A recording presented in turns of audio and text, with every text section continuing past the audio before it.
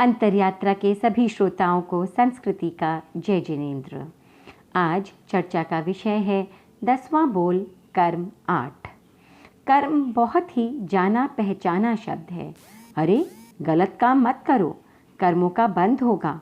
कर्मों का खेल निराला है, जैसे कर्म वैसे फल, आदि आदि। तो ये कर्म आखिर हैं क्या? क्यों आकर हमारी आत्मा से जुड़ जाते हैं और कैसे इनसे छुटकारा मिलेगा? इस संपूर्ण लोक में अनंत अजीव या नॉन लिविंग पुद्गल या द्रव्य भरे पड़े हैं। हर संसारी जीव या आत्मा अनंत काल से ऐसे ही कुछ पुद्गलों से घिरी या बंधी हुई है जो कर्म कहलाते हैं। हमारी अच्छी प्रवृत्तियों से कुछ कर्म झड़ जाते हैं तो बुरी प्रवृत्तियों से और कर्म जुड़ जाते हैं। इन कर्मों के बढ़ते रहने से आत्मा भारी और भारी होती चली जाती है। इस भार को कम करने के लिए हम ध्यान, स्वाध्याय, तप तथा स्वभाव में निर्मलता रखने का प्रयत्न करते हैं। इस कोशिश को पुरुषार्थ कहते हैं।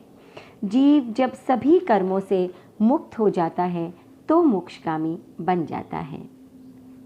वो फिर कभी जीवन मरण नहीं करता, अनंत ज्ञान, दर्शन और सुख संपन्न बन जाता है।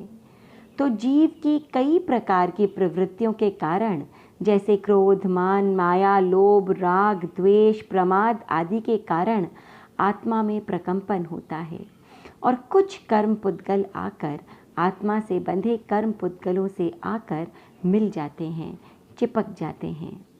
कर्म 8 हैं: ज्ञानावर्णीय, दर्शनावर्णीय, वेदनीय, मोहनीय, आयुष्य, नाम, गोत्र और अंतराय। इनमें से 4 कर्म घाती हैं और 4 अघाती। घाती कर्म वो हैं जो आत्मा के मूल गुणों का घात करते हैं, उन्हें अटैक करते हैं। लोक के हर प्राणी के मूल गुण होते हैं अनंत ज्ञान, अनंत दर्शन, सम्यक चारित्र और अनंत वीर्य या शक्ति। ज्ञानावर्णीय कर्म हमारे ज्ञान पर, दर्शनावर्णीय कर्म दर्शन पर, मोहनीय कर्म सम्यक्त्व पर और अंतराय कर्म हमारी शक्तियों पर पर्दा डाल देते हैं।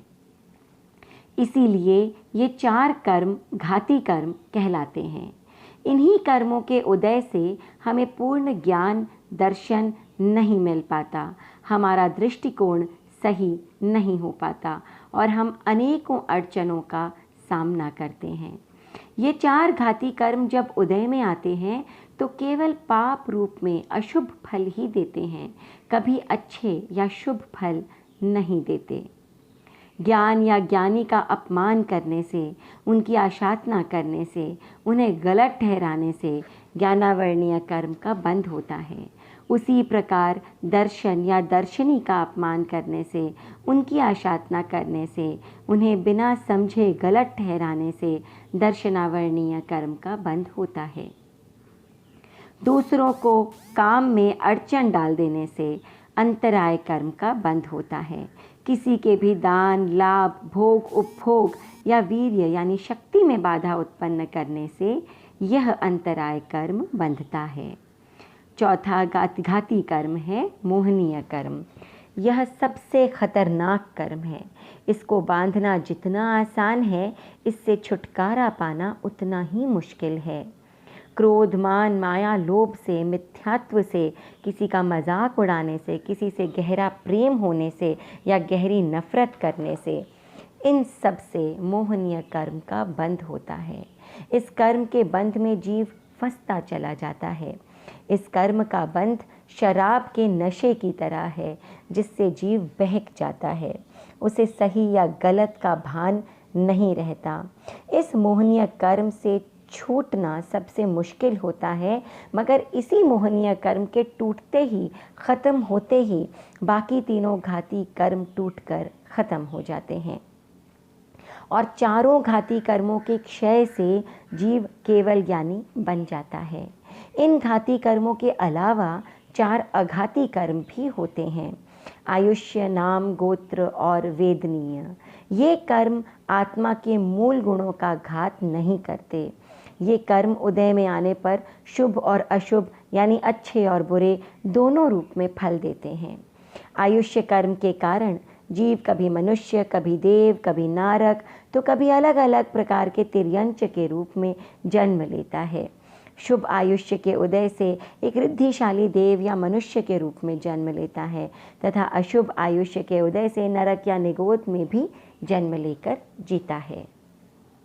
महाहिंसा, महापरिग्रह, मांसाहार और पंचेंद्रिय की हिंसा से नरक आयुष्य का बंध और झूठ, कपट, धोखा और असत्य से तिर्यंच आयुष्य का बंध होता है।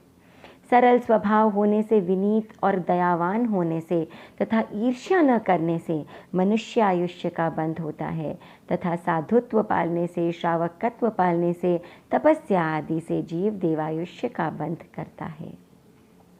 दूसरा, नाम कर्म के उदय से जीव को शरीर, अंग आदि मिलते हैं। रूप, रंग, खूबसूरती, बदसूरती, बलवान कदकाठी तथा विकलांगता इसी कर्म के कारण जीव को मिलते हैं। मन, वचन, काया की निर्मलता और कथनी और करनी में समानता होने से शुभ नाम कर्म तथा ऐसा नहीं होने से अशुभ नाम कर्म का बंध होता है। तीसरा आघाती कर्म है गोत्र कर्म। इस कर्म के उदय से जीव अच्छी या बुरी दृष्टि से देखा जाता है। कुछ लोग अपने गुण, ज्ञान, रूप, पैसा आदि के कारण बहुत ऊंची दृष्टि से देखे जाते हैं, तो कुछ अपनी बदसूरती, गरीबी, नाकामयाबी या जाति के कारण नीची या अपमानजनक दृष्टि से देखे जाते हैं। ये शुभ या अशुभ गोत्र कर्म के कारण होता है। जाति, कुल, बल, रूप, तप, श्रुत यानी ज्ञान, लाभ और ऐश्वर्य का घमंड करने से अशुभ गोत्र का तथा घमंड न करने से शुभ गोत्र कर्म का बंध होता है। तो जीवन में पैसा, रूप, यश ये सब आते जाते हैं, मगर इनका घमंड करने से बचना चाहिए, समभाव रखना चाहिए। चौथा आघाती कर्म है वेदनीय कर्म। इस कर्म के उदय से जीव में सुख या दुख की प्राप्ति होती है। ऐशो आराम, अच्छा स्वास्थ्य, अच्छे रिश्ते, मित्र आदि सभी वो चीज़ें जिनसे सुख की अनुभूति होती है वे सातावेदनीय कर्म के उदय से मिलते हैं। और कष्ट, बीमारी आदि दुख असातावेदनीय के उदय से मिलते हैं। किसी भी प्राणी को कष्ट देने से, किसी भी रूप से तकलीफ देने से, उसे मन, वचन, काया से दुखी करने से, हिंसा करने से असात वेदनीय कर्म का बंध तथा ऐसा न करने से सात वेदनीय कर्म का बंध होता है। तो ये थे 8 कर्म, 4 घाती और 4 अघाती। घाती कर्म केवल पाप रूप में फल देते हैं, तो अघाती कर्म पाप और पुण्य दोनों रूप में फल देते हैं। कर्म चाहे शुभ हो या अशुभ, ये आत्मा पर भार हैं, और भार चाहे सोने की शिलाओं का हो या लोहे की, उसे उतार कर ही आराम मिलता है, शांति मिलती है। तो इन कर्मों के भार को आत्मा से उतारना ही हमारा लक्ष्य है, और जिस दिन ये सभी कर्म आत्मा से छूटकर अलग हो जाएंगे तब हम सिद्ध बुद्ध मुक्त हो जाएंगे। तो पुरुषार्थ करें, प्रयत्न करें और कर्म क्षय करने के पथ पर आगे बढ़ें। आगे चर्चा करेंगे 11वें बोल गुण स्थान 14 पर। तब तक के लिए आज्ञा दीजिए। ओम अरहम।